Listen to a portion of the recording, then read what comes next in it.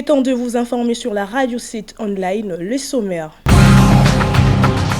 Réhabilitation de l'avenue chrétienne par le gouvernement central réjouit la population de la commune de Kitambo. Le Front commun pour le Congo réclame la suppression de la taxe RAM et de la démission du ministre Kibasa. Voilà tout pour les titres, le détail soupé. Le président de l'association de parents d'élèves et d'étudiants de la République démocratique du Congo demande aux parents d'envoyer leurs enfants à l'école et aux syndicalistes d'être responsables et de privilégier le dialogue avec le gouvernement congolais.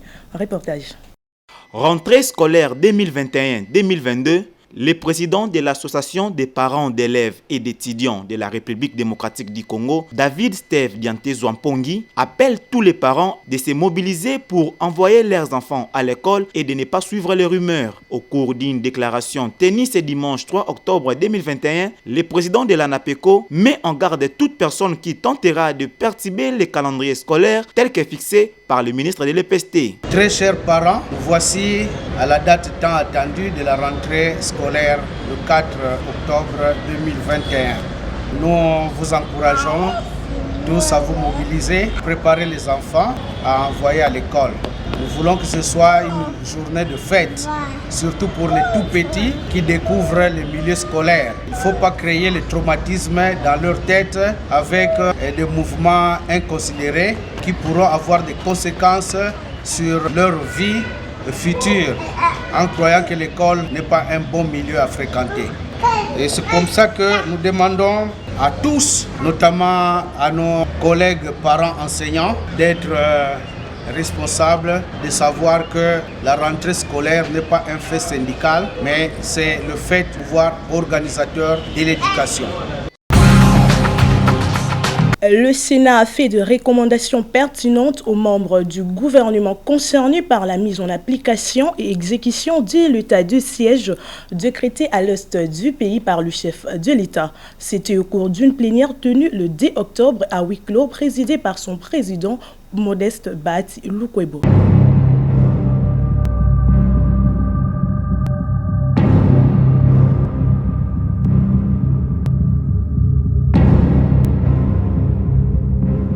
Nos échanges avec le gouvernement ont été fructueux.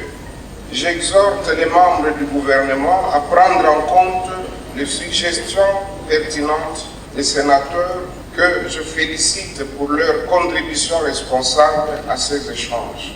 Nous devons continuer à nous écouter, à écouter les populations meurtries, à nous faire confiance et à échanger sans complaisance en regardant tous dans une même et bonne direction, à savoir celle de la victoire de nos forces armées en vue du rétablissement de la paix durable dans l'est de notre pays.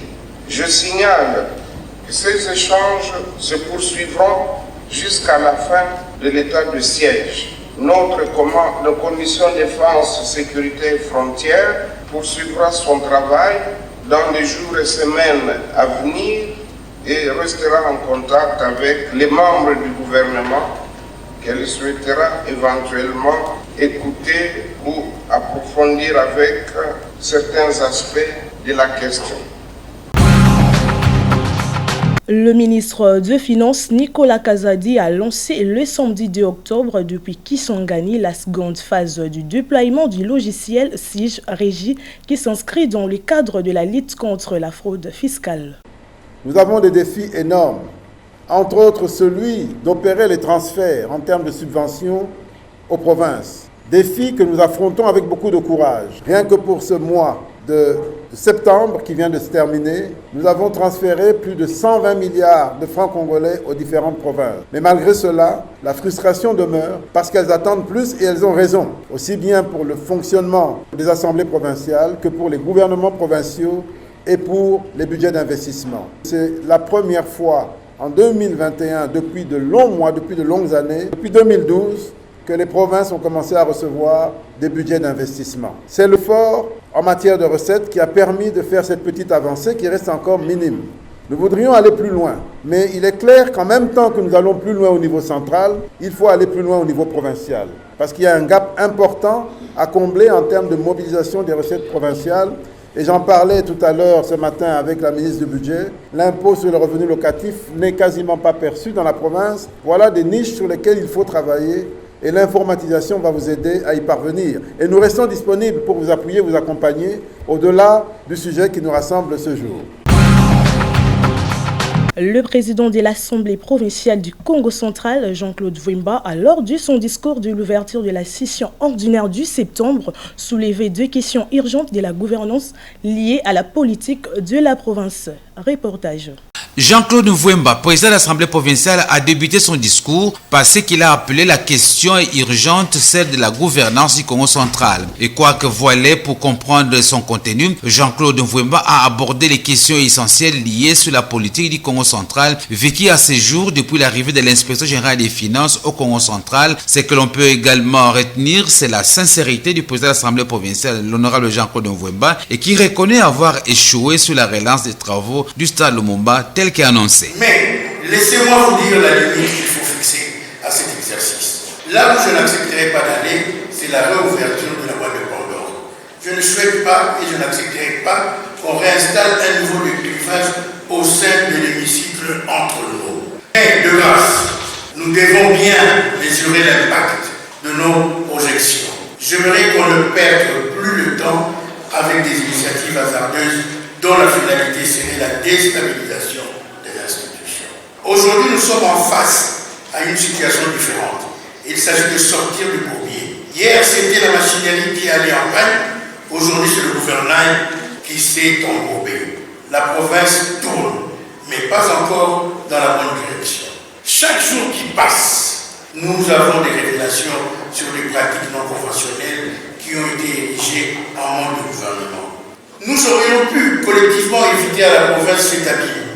Souvenez-vous bien, nous ne nous sommes pas battus sur les questions parlementaires, sur le contrôle et encore moins sur la question de la gouvernance. Nous nous sommes battus sur d'autres plans. Quand bien même que l'importance de certains sujets nous avons manqué à notre devoir, en se focalisant sur des considérations personnelles, nous avions oublié de nous occuper de l'essentiel, c'est-à-dire la gouvernance.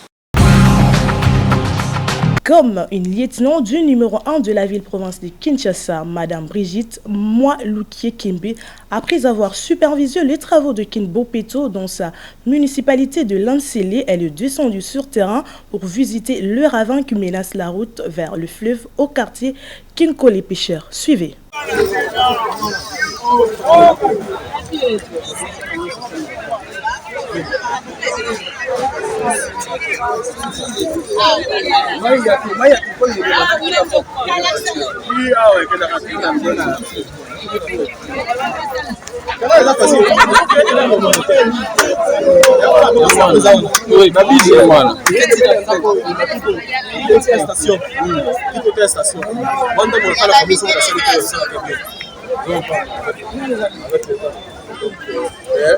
Faut pas séparer à Wamira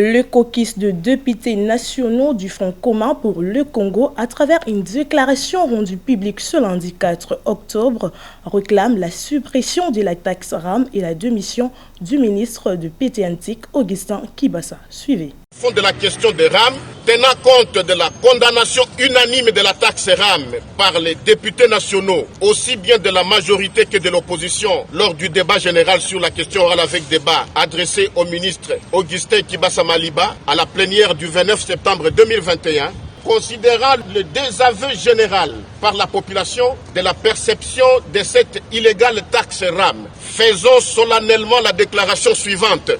1. Nous dénonçons le vice de procédure qui a entaché la sélection par le bureau de la question orale avec débat relative à la taxe RAM au mépris du mécanisme prévu à l'article 175 alinéa 3 du règlement intérieur qui tranche le cas de superposition d'initiatives de la connexité de leurs objets. 2. Nous exigeons la suppression sans condition de la taxe RAM, le remboursement de la totalité des crédits frauduleusement soustraits dans les différents comptes de crédit des communications de nos concitoyens, la démission du ministre de Pétentique et de tous les membres de la direction de l'ARPTC impliqués dans cette opération, la mise en place d'une commission d'enquête parlementaire en vue d'établir la responsabilité de toutes les personnes impliquées dans cette opération d'escroquerie de la population congolaise. 3. Nous prenons en main la cause du peuple congolais dans ce dossier RAM et promettons de déposer incessamment une motion de défiance contre M. Augustin Kibasa Maliba, ministre de la Pétentique, si l'union sacrée persiste dans son jeu de simulacre. Nous constituer en association de victimes de concussions et de traduire en justice tous les responsables de ces crimes. 4. Nous réaffirmons pour toutes les autres questions d'actualité notre soutien à la position du Front commun pour le Congo, FCC en sigle, contenue dans sa déclaration politique du 14 septembre 2021. La population de l'Avenue chrétienne dans la commune de Kitambo reste satisfaite de la réhabilitation du site Avenue par le gouvernement central à travers l'Office de voirie et drainage. Suivez. C'est une route complètement transformée qui s'offre à nous. Il y a plus de 3 mois, voilà à quoi ressemblait l'avenue chrétienne. Il était impossible de rouler à plus de 20 km à l'heure. À chaque mètre, les automobilistes tombaient dans des trous. Le calvaire a duré pendant des décennies, tant pour les habitants de Jamaïque que du Kanlouka. Ceux des autres coins de la ville qui prenaient cette route comme raccourci en avaient pour le compte. Ce changement s'opère sous nos yeux. L'asphaltage de l'avenue chrétienne avance à grands pas. Ici, un liquide est aspergé, une étape d'imprégnation qui sera suivie de plusieurs autres. Un peu plus loin, on voit la niveleuse et le compacteur en ronde. L'une sert à aplatir la route et l'autre à damer les cailloux avant l'asphaltage. Un travail qui se fait sous le regard des habitants du coin.